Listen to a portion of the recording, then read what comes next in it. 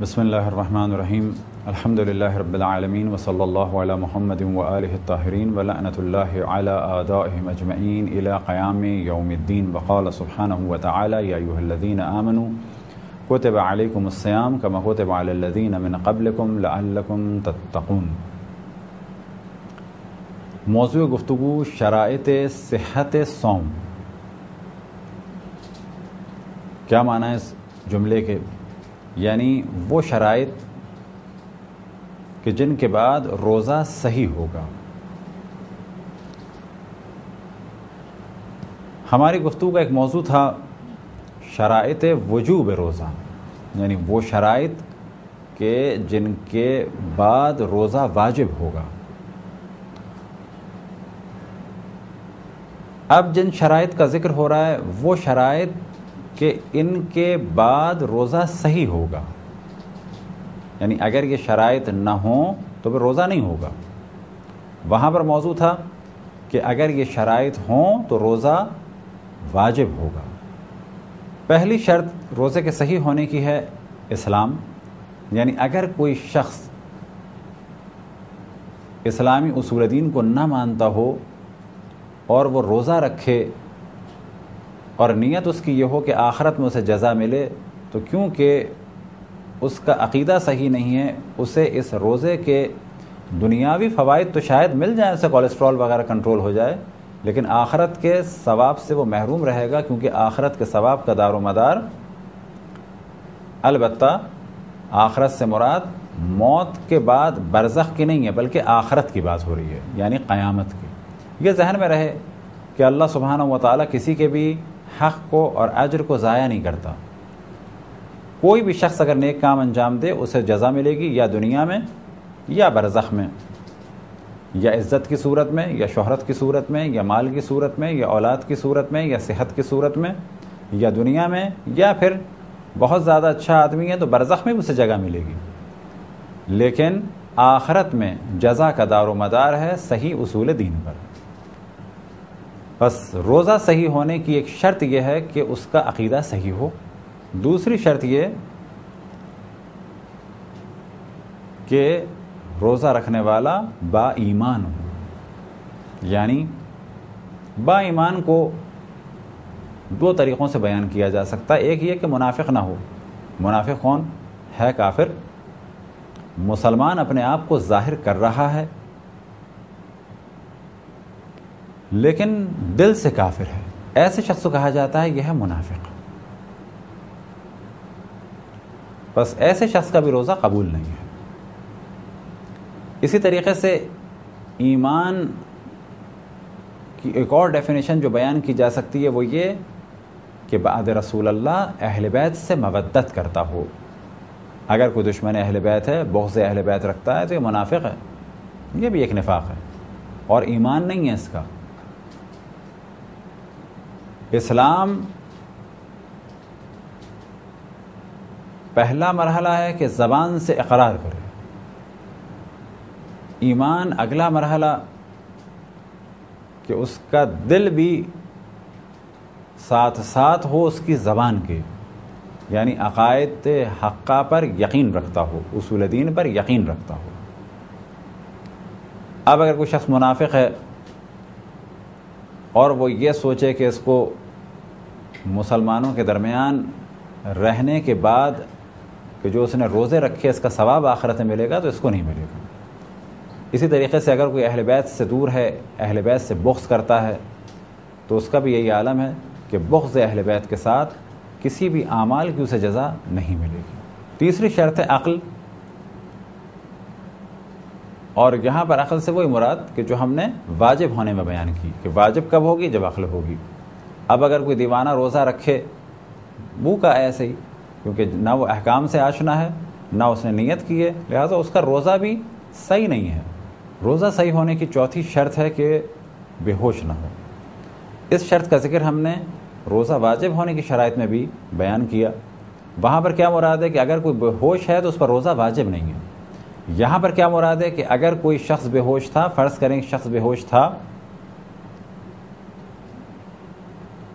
اور کئی دن کے بعد اسے آج ہوش آیا، یا یہ کہ رات سے بے ہوش تھا، اب مغرب سے کچھ دیر پہلے سے ہوش آیا، اب یہ کہے کہ میں روزہ رکھ لیتا ہوں، تو کہا جائے گا کہ روزہ صحیح ہونے کی شرائط میں سے ایک شرط یہ ہے کہ بے ہوش نہ ہو اور تمہارا دن بے ہوشی کے عالم میں گزر گیا، تمہارا روزہ نہیں ہے۔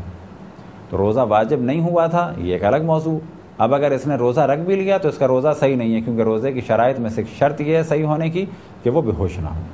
اسی طریقے سے 5ویں شرط ہے خواتین کے بارے میں کہ وہ حیض اور نفاس میں نہ ہوں۔ حیض اور نفاس اگر کسی خاتون پہ ہے تو اس دن کا روزہ اس پہ واجب نہیں ہے، یہ ایک الگ موضوع ہو گیا۔ اب اگر یہ خاتون اسی حیض یا نفاس کے عالم میں روزہ رکھنا چاہیں تو کہا جائے گا واجب نہیں تھا، یہ ایک الگ موضوع۔ آپ نے روزہ رکھ لیا تو یہ روزہ صحیح بھی نہیں ہے۔ بس ایک موضوع ہے کہ واجب نہیں ہوا، اب جو موضوع ڈسکس ہو رہا ہے کہ روزہ صحیح کیسے ہوگا۔ بس روزہ صحیح ہونے کی جو 5ویں شرط ہے وہ یہ کہ اگر خاتون ہے کوئی تو وہ حیض یا نفاس میں نہ ہو۔ روزہ صحیح ہونے کی 6ٹھی شرط ہے کہ ایسا مرض نہ ہو کہ جو بہت شدید ہے یا جان کے لیے خطرے کا سبب ہو۔ اب پھر اسے دوبارہ بیان کرتے ہیں کہ روزہ واجب نہیں ہے ایسے شخص پر کہ جو اتنا مریض ہے، یہ ایک موضوع ہو گیا۔ اب دوسرا موضوع کیا ہے کہ اگر یہ روزہ رکھ بھی لے تو اس کا روزہ بھی صحیح نہیں ہے۔ واجب نہیں تھا یہ الگ موضوع، اس کے لیے روزہ رکھنا جائز نہیں ہے، کیونکہ جائز نہیں ہے تو روزہ رکھ لے گا تو اس کا روزہ صحیح نہیں ہے اور بجائز کو کہ ثواب ملے بلکہ گناہ ملے گا۔ روزہ صحیح ہونے کی 7ویں شرط یہ ہے کہ اپنی یا کسی اور کی جان، مال یا عزت اور آبرو کے لیے خطرے کا سبب نہ ہو۔ اب پھر یہاں پر پہلی باری گفتگو کریں کہ پہلے ہم نے یہ شرط بیان کی تھی کہ اگر کسی کی جان، مال یا عزت، آبرو کو خطرہ ہے تو اس پہ روزہ رکھنا واجب نہیں ہے، یہ ایک موضوع ہو گیا۔ اب یہاں پہ سوال پیدا ہوتا ہے کہ واجب تو نہیں تھا، اگر اس نے روزہ رکھ لیا، حرام تھا روزہ رکھنا، اگر رکھ لیا تو کیا روزہ صحیح ہے؟ کہا جائے گا کہ روزہ صحیح ہونے کی شرائط میں سے ایک شرط یہ ہے کہ اس کے یا کسی اور کے لیے اس کا روزہ جان، مال یا عزت اور آبرو کے لیے خطرناک نہ ہو۔ بس اگر کسی نے اپنے آپ کو خطرے میں ڈالا، اپنی جان، مال یا عزت آبرو کو خطرے میں ڈالا، روزہ رکھ لیا تو کہا جائے گا کہ تمہیں اس کا ثواب نہیں ملے گا، کیونکہ تم پر روزہ رکھنا واجب نہیں تھا ایک موضوع، بلکہ روزہ رکھنا جائز نہیں تھا، اور اب جو تم نے روزہ یہ رکھا ہے تمہارے لیے یہ کام جائز نہیں تھا اور یہ ثواب کا نہیں بلکہ گناہ کا کام کیا۔ 8ویں شرط روزے کے صحیح ہونے کی یہ کہ وہ مسافر نہ ہو۔ اس کا ذکر ہم نے پہلے بھی کیا کہ روزہ واجب ہونے کی شرائط میں سے شرط یہ ہے کہ مسافر نہ ہو۔ کون سا مسافر؟ جس پہ نماز اور روزہ قصر ہو جاتے ہیں۔ اب اگر کوئی پھر بھی رمضان کا روزہ یا کوئی اور روزہ سفر میں رکھ لے تو کیا روزہ صحیح ہوگا؟ تو یہاں پہ کہا جائے گا کہ واجب نہیں تھا، یہ ایک موضوع، اس پہ روزہ رکھنا جائز بھی نہیں تھا، اور جو اس نے روزہ رکھا ہے وہ صحیح بھی نہیں ہے، کیونکہ روزہ صحیح ہونے کی شرائط میں سے ایک شرط یہ ہے کہ وہ ایسا مسافر نہ ہو کہ جس پہ نماز اور روزہ قصر ہوتا ہے۔ روزہ صحیح ہونے کی 9ویں شرط یہ ہے کہ اگر اس کا روزہ مستحب ہے تو اس پر کوئی قضا اور واجب روزہ نہ ہو۔ اب تک جو شرائط بیان ہوئی وہ جرنل تھیں روزے دار کے لیے۔ اس شرط کا تعلق ہے فقط اس شخص سے کہ جو مستحب روزہ رکھنا چاہ رہا ہے، تو اس کو یہ ہمیں بتانا پڑے گا کہ تمہارا مستحب روزہ اس وقت صحیح ہوگا کہ جب تم پر کوئی اور ماہ رمضان کا یا دیگر روزہ واجب نہ ہو۔ بس اگر تمہارے کچھ قضا روزے ہیں یا کوئی اور واجب روزہ تھا، منت یا قسم یا عہد کا جو تم نے نہیں رکھا، پہلے وہ انجام دو۔ اگر وہ انجام نہیں دو گے تو یہ مستحب روزہ تمہارا صحیح نہیں ہوگا۔ یہ ہو گئی 9 شرائط۔ 10ویں شرط ہے روزے کے صحیح ہونے کی کہ روزے دار نے نیت کی ہو۔ لہذا تفصیل سے انشاءاللہ اگلے مرحلے میں نیت کی گفتگو ہوگی کہ نیت کے اوقات کیا ہیں، ماہ رمضان کے روزے کی نیت کے وقت کیا ہیں، کون سا آخری وقت ہے ماہ رمضان کے روزے کی نیت کا، کون سا آخری وقت ہے ماہ رمضان کے قضا روزے کی نیت کا، کون سا آخری وقت ہے کوئی واجب معین روزے کا، کون سے واجب معین روزے، فرض کریں کسی نے منت مانی یا قسم کھائی یا عہد کیا یا نذر مانی کہ میں 27 رجب کو یعنی روز بعثت رسول اللہ صلی اللہ علیہ وسلم کو روزہ رکھوں گا، تو اس پر واجب ہے کہ 27 رجب کو روزہ رکھے. تو آخری وقت نیت کا کون سا ہے؟ اسی طریقے سے مستحب روزے کی نیت کا وقت کون سا ہے؟ یہ ساری گفتگو ہوگی انشاءاللہ نیت کے موضوع میں. تو 10ویں شرط ہے روزے کے صحیح ہونے کی کہ روزے دار نے نیت کی ہو، اور نیت کی ہو جیسا روزہ ہے اس کے مطابق اور شرائط کے ساتھ، اور نیت کو باقی رکھا ہو افطار تک، اور جو بھی نیت کا وقت تھا اس سے پہلے نیت کی ہو. بس مختلف روزوں کی نیت کے آخر وقت بھی الگ الگ ہیں. مثال کے طور پہ ماہ رمضان کے روزے کی اور واجب معین جیسے کہ ہم منت مان لیں 27 کو روزہ رکھیں گے، اس کی روزے کی نیت کا وقت فجر سے پہلے ہے. اس کے بعد اس کا روزہ نہیں ہو سکتا. اگر کوئی جان بوجھ کے نیت نہ کرے تو اس کا روزہ نہیں مانا جائے گا. فجر سے پہلے کرنا ہے. فجر سے پہلے کیا مراد؟ تفصیل سے پھر دوبارہ بیان ہوگا، لیکن بیان کر دیں کہ پوری رات میں کبھی بھی نیت کر لیں کافی ہے.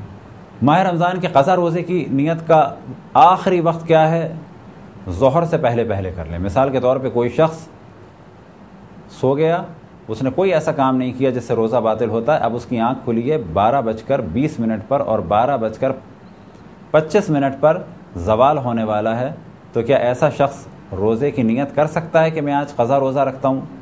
تو یہاں پر جواب یہ دیا جائے گا کہ ماہ رمضان کے قضا روزے کی نیت کا آخری وقت ہے زوال، یعنی جب سورج سب سے زیادہ بلندی کے مقام تک پہنچے اور اس کے بعد دوبارہ نیچے آنے لگے. تو جیسے ہی وہ نیچے آنا شروع ہوگا یہ زوال ہوگا، یہی اول ظہر ہے. مستحب روزے کی نیت کا آخری وقت کیا ہے؟ مغرب سے پہلے. فرض کریں کوئی شخص نماز فجر سے پہلے سو گیا اور پھر اس نے کوئی بھی ایسا کام نہیں کیا کہ جس سے روزہ باطل ہوتا ہو. اب اس کی آنکھ کھلی مغرب سے 10 منٹ پہلے، آیا یہ مستحب روزے کی نیت کر سکتا ہے؟ تو اس کے لیے جائز ہے کہ یہ مستحب روزے کی نیت کرے. تو 10ویں شرط ہے روزے کے صحیح ہونے کی کہ روزہ دار نیت کرے، البتہ نیت کی شرائط کے ساتھ کہ جس کا ذکر انشاءاللہ اگلے درسوں میں ہوگا. اور نیت کیا ہے، کیسی ہے، کب ہوگی، انشاءاللہ اللہ سبحانہ و تعالیٰ نے اگر توفیق عطا فرمائی تو اس موضوع کو ڈسکس کیا جائے گا. 11ویں شرط ہے روزے کے صحیح ہونے کی کہ ہر اس چیز سے بچا جائے کہ جس سے روزہ باطل ہوتا ہے. مثال کے طور پہ کھانے سے، پینے سے. تو جتنی وہ چیزیں جن سے روزہ باطل ہوتا ہے ان سے اگر کوئی بچے گا تو اس کا روزہ صحیح ہوگا. یہ ہیں وہ 11 شرائط کہ جنہیں کہا جاتا ہے شرائط صحت الصوم، کہ یہ وہ شرائط ہیں کہ جن کے ذریعے سے روزہ صحیح قرار پاتا ہے. اور اگر ان شرائط پر عمل نہ کیا جائے یا یہ شرائط نہ پائی جائیں تو روزہ انسان رکھے گا تو وہ روزہ نہیں مانا جائے گا، اس کا روزہ باطل مانا جائے گا. اور بعض جگہ پر وہ روزہ فقط باطل نہیں بلکہ وہ روزہ رکھنا حرام ہے. خداوند تبارک و تعالیٰ سے دعا ہے کہ بحق محمد وآل محمد ہمیں اپنے رسول، اپنی حجتوں، خصوصاً امام زمان علیہ الصلوۃ والسلام کی معرفت اور اطاعت کی توفیق عطا فرمائے. وصلی اللہ علی محمد وآلہ الطاہرین.